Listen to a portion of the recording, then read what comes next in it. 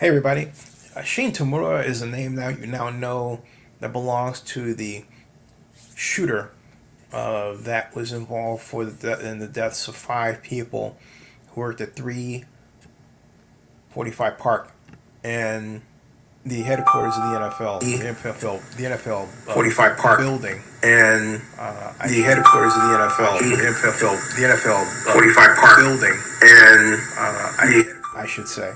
And so I want you to have a different view other than the one that you've been presented with to date that really brings home the gravity of what happened. And so I'll start with this video that I made. This is in 2015 to set the stage. This was November 15th of 2015, and we're standing in front of NFL headquarters, the same NFL headquarters where Shane Tamura literally just walked in to the lobby and started shooting people. This was why were we there?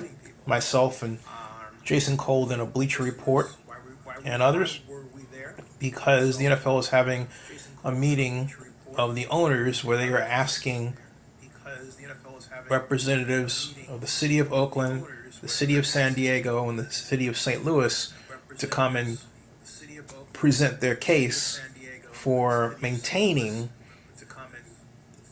the NFL in their cities. That was the occasion. So here's right here. If I can go over to right, I just want to make absolutely certain that I've gotten this out of the way. But here I'm going to bring up, this is the video that features Eagles owner Jeff Lurie at NFL headquarters with Jason Cole talking about Bob Iger and the Raiders at the time. Excuse me.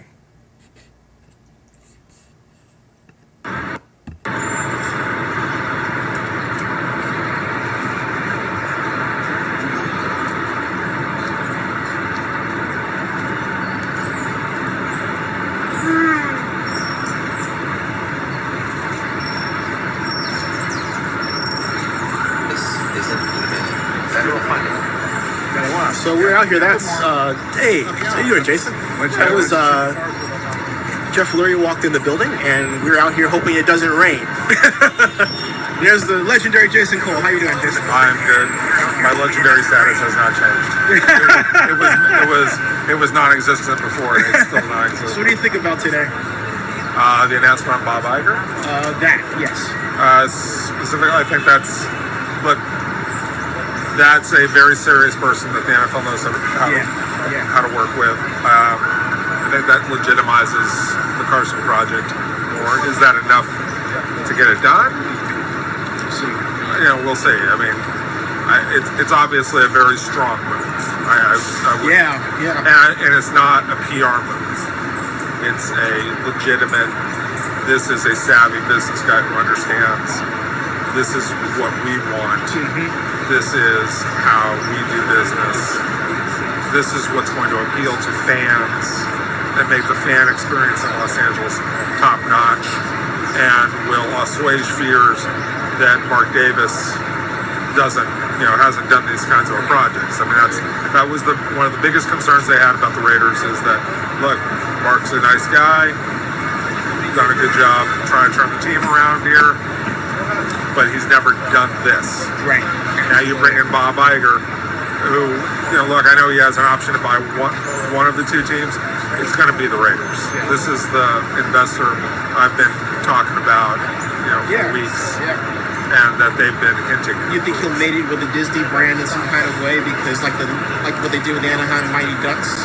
I don't know, but look, whether he does or doesn't, the brand is not so much as important as in understanding what the business calls for. Right. And understanding that if you ask people to come to Los Angeles to a football game in Carson, their experience is going to be a very positive one.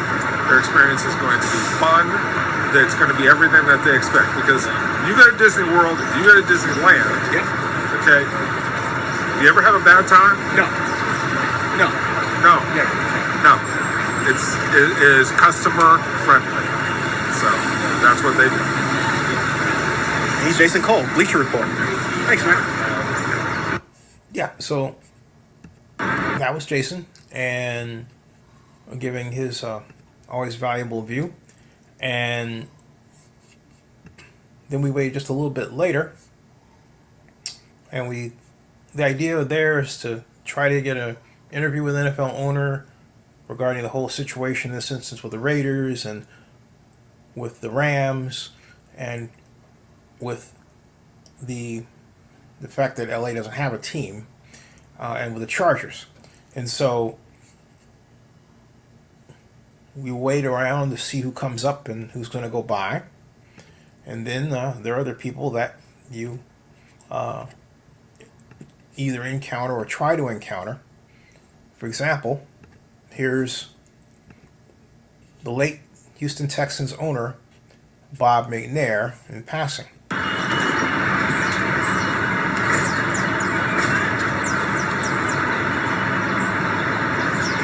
Same walkway, headed inside to the lobby.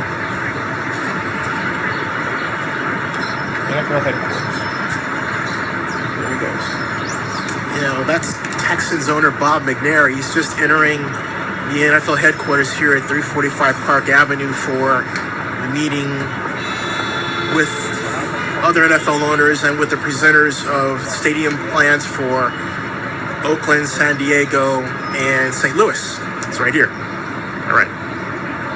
Here's the rest of us. Okay. And so we didn't get a chance to talk with him. We tried to say, hey, Bob, before I turned on the camera. And then he, of course, went on his way. And we had other opportunities, or tried to, get other opportunities to happen and all that, and didn't. We did, however, manage to interview Kevin Faulkner, who was the mayor of San Diego at the time. But before that, I was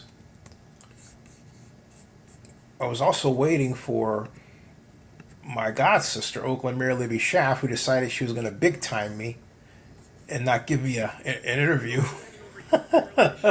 as they were coming in, because I found them, okay? And so, but this is where I found them. In the lobby of the same building. I was trying to get a better place, and so I negotiated with the security people, and they said, oh yeah, you can stand right here. So this is where I stood. And Libby and Larry did come out, but they didn't want me to film them, and I should have filmed them in retrospect. Instead, I did them a solid by not filming them, and instead, I did this. Hey everyone, Excuse me. Hey everyone, so we were all standing over here. Oakland Mayor Libby Schaff and her contingent came in, but they came in a different area. They came in this way. So we were standing out there and missed them. And they zipped on in right through there. So Mayor Schaff is in her meeting with the NFL, which will be in about 45 minutes. And we'll catch them as they come out and see what happens. Or see what happened.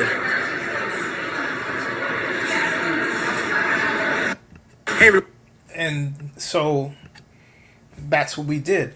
And not only waiting for her, but also, as I mentioned, afterward, Kevin Faulkner was kind enough to give us a presentation. But before I go there, here's smiles the on their other face. side of the Libby equation, here is what happened when Libby eventually did come out.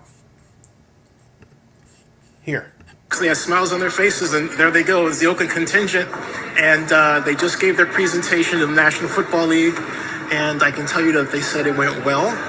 And we'll see. Is Councilmember Larry Reed, Oakland Mayor Libby Schaaf here as well, and Chief of Staff, five people in all. So the Oakland presentation went well, and there you are. And they're taking the back way. The rest of the media is over here. They have smiles on their face. Okay, so that was Libby and her contingent, including District 7 Councilmember Larry Reed and a representative from Blackstone. Now, I also mentioned Mayor Faulkner as the other person that we talked to.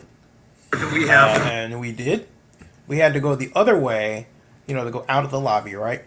And so we went out the lobby the other way to meet Kevin Faulkner at his request. And here's Mayor Faulkner talking to the media. Right? That we have from San Diegans.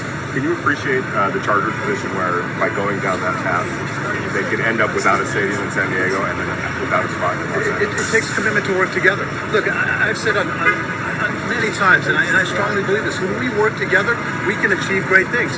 Look at Petco Park. When this city came together, that is a phenomenal ballpark that we did 10 years ago. We have that exact same opportunity to do it again.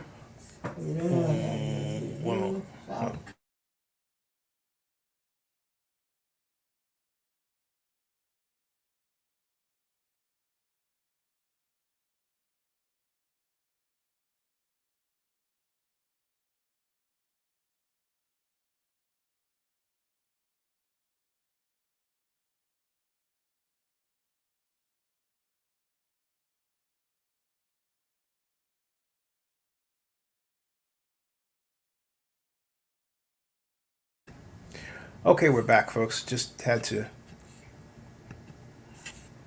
There we go. Right in Mission Valley. Well, when people say, look, you're no fault of your own, Yeah. because you haven't been in office this long, but it's taken 14 years to get to this point. There's been a lot of start stops over the last 10, 13 years. But what I've said is, look, I've been on the job, a little over a year now. Let's get this done. And for the first time, you have a mayor that said unequivocally, we need a new stadium. For the first time, we have a financing package that I believe is fair, that I believe San Diegans will support. We have an expert team of people that have designed stadiums across the league, have financed stadiums across the league. We've put together a remarkable, great team. And we're going to go show that directly to the owners today. You're saying let's get this done, but it's also up to the will of the people to see if they want to do it. Sure, and that's why it has to be a plan that I believe is fair, that taxpayers will support. And when San Diegans came to the ballot to support Petco Park, that worked for the city. We know we can do the exact same thing for Mission Valley. You feel like there's an advantage of the three committees now? You're talking to owners other than just the LA committee? Absolutely. I welcome the opportunity to speak to as many owners as we can. As you know, I've had some dialogue one-on-one with 4 out of the 6 members of the LA Relocation Committee. This opportunity today to speak to other owners of other committees is very important. We got a great story to tell, and I'm enthusiastic to tell it. If you can't tell by now. Mr. Mayor, what are your thoughts about the overall process, the overall interlocal process from the time that Carson deal was announced, February 19th till today? We've always said for the entire year that we're going to hit every marker. The momentum that we've done, the expedited work that we did on the environmental impact report, the work that we've done with the governors, working with the city and the county, with our state speaker of the assembly, Tony Atkins, the governor's office. Look, we've come together, we've pulled together, and we will continue to do that in the weeks and the months ahead. Do you feel that other parties have acted in good faith? All I can tell you is I can talk about our party in terms of what we've done with our local momentum, and the city, the county, the state. We've got people that know we have a real opportunity to get this done. And that's the message that I'm going to deliver today. Are you absolutely opposed to a downtown version of the stadium? I know that I talked to David Glanzer of Comic-Con because it's kind of intertwined, and the hotel. We've said all along Mission Valley is our best spot. We own the property. It's our ability to get it done, the quickest in terms of a timeline that the NFL has laid out. We've always said we would consider downtown. It'll take a lot longer. It'll be a lot more expensive. Guys, I'll practice for you. I believe in the subject matter. I'll come back and give you all the blow-by-blow after. Thank you, Mayor. After we're done, guys. Thanks. Yes, So we did that with Mayor Faulkner, and then just a little bit later after that, not too much later, we were invited in by Eric Grugman for the NFL, his press conference, as it were, and his comments about, in particular, how Mayor Schaaf did, and that was this presentation right here. And here we go with here we go with Eric Grugman, then the NFL's head of business operations, discussing Mayor Schaaf, among other things, Mayor Schaaf's presentation. Update and then take your questions. Okay, good evening, everybody. We just finished several hours of meeting with a three committee group of owners: the LA committee, the stadium committee, and the finance committee. We had approximately 14 or 15 of the owners and representing those three committees in attendance. We had three presentations from each of St. Louis, San Diego, and Oakland leadership. The presentations were thorough on the stage of. Now, okay, I'm going to stop this here. You might be wondering, okay, what's the relevance here? I'll show you. The relevance is in this video right here. I'm going to show you. This one. And I want you to pay further attention to some details here. And I want you to note that where this gentleman is walking is the exact same place. The exact same place that all of those... Excuse me a second. I'm on live. I'll call you right back. Okay. That all of those interviews took place. That you saw Eagles owner Jeff Lurie walk by. You saw Texans owner, the late Bob McNair, walk by. You saw me explain that we saw Oakland Mayor Libby Schaaf. You saw us talking to then San Diego Mayor Kevin Faulkner. All of those people right there. Now imagine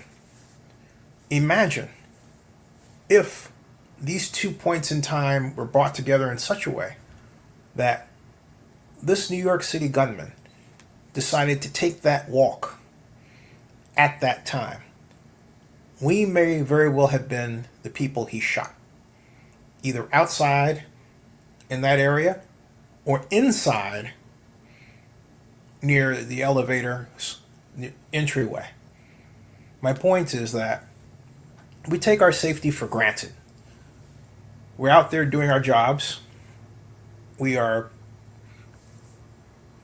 collectively excited to be there as members of the NFL media, and completely feeling our responsibility to tell you what's going on with respect to the future of your NFL teams and your cities that have NFL teams and cities that don't. In this case, LA at the time. No one gave a single thought to a person like that being there,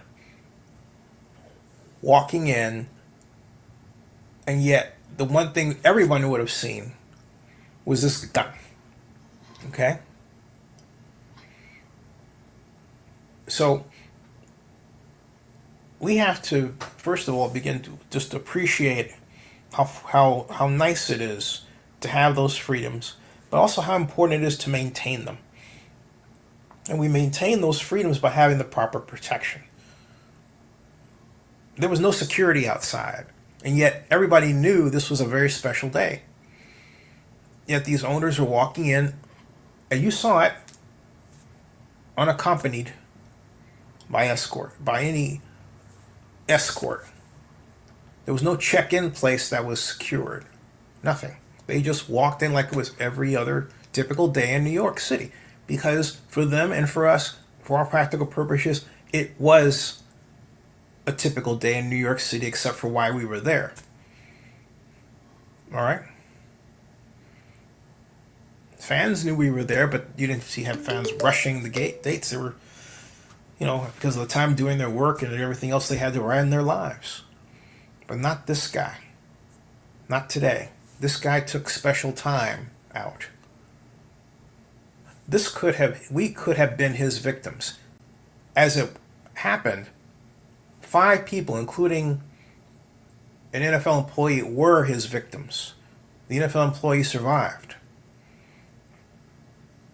So, our lives have changed. This is now a situation where we really need to stop and say, okay, how do we make it so that we can be here without fear for our lives? Because right now, we can't do that. It is a risk simply to do what we were doing. That is a risk, folks. Today, that's a risk. And that has to be emphasized. Today, that's a risk. It shouldn't be. But this is where we're at today. And we have to do a better job of protecting our NFL family. Our NFL family are people like myself, Jason Cole, Bob McNair, the late Bob McNair, Jeff Lurie, Libby, and her delegation making a presentation to the league, including the woman from Blackstone. So that's the task upon us. I'll leave you with that. Subscribe to Zenny62 on YouTube and bookmark NFL News by Zenny62.com and ZennyReport.com. Thank you.